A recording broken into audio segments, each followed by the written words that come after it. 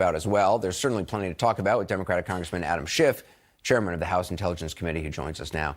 Chairman Schiff, there are certainly various interpretations of what Mueller said today, one of which was that he was essentially calling on Congress to do their constitutional duty and begin impeachment proceedings against the president. Is that how you interpreted what he said? Well, again, I think Mueller was more than capable of asserting that if that's the conclusion he had reached, that the president should be impeached. But no, he said this is now in the hands of Congress, and I think that leaves it open to Congress to determine whether to investigate this through its oversight powers, whether to initiate impeachment proceedings.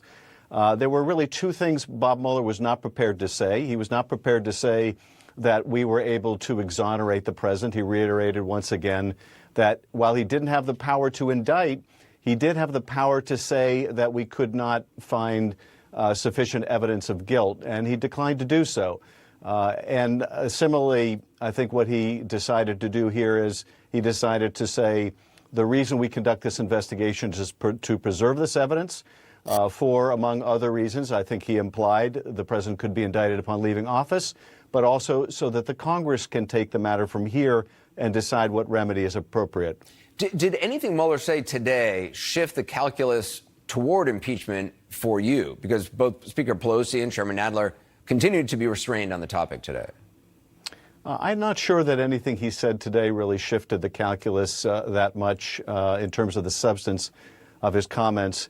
But I will say this. I think that Bob Mueller has one more service to provide the country, much as he appears reluctant to do so, and that is he really should testify before the Congress. He clearly doesn't want to. He clearly doesn't want to. And, who can blame him at this point? He knows that he will be savaged by the White House for anything that he says that's critical of the president, and he wants to resist being drawn into this.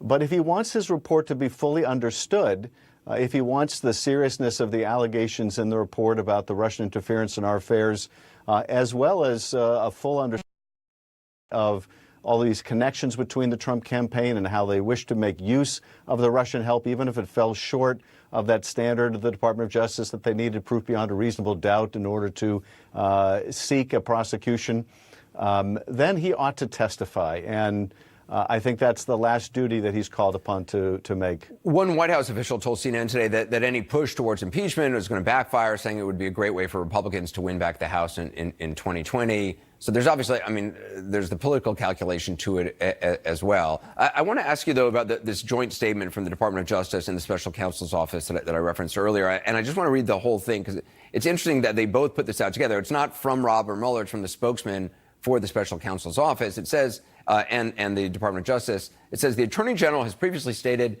that the Special Counsel repeatedly affirmed that he was not saying that, but for the OLC opinion, he would have found the president obstructed justice.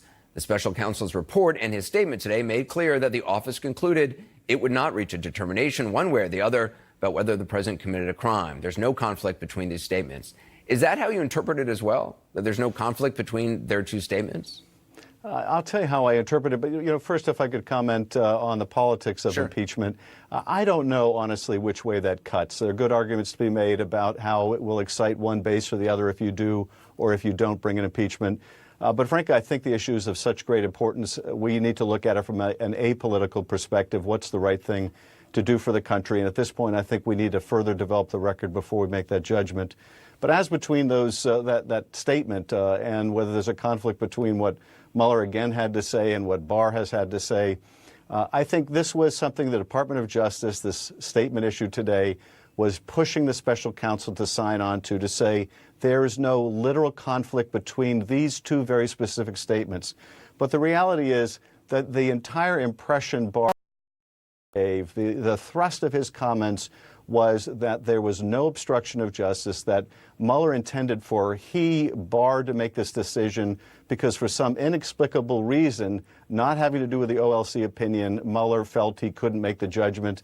And if that was his view, he should have never done the investigation.